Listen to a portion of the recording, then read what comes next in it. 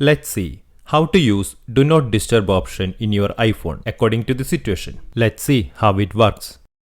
Once you tap on Do Not Disturb icon, the iPhone will stop notifications, alert and call. It will not make any noise, vibration or lighting up the screen when the screen is locked until you turn off Do Not Disturb. This is where another question becomes relevant in case you forgot to turn it off.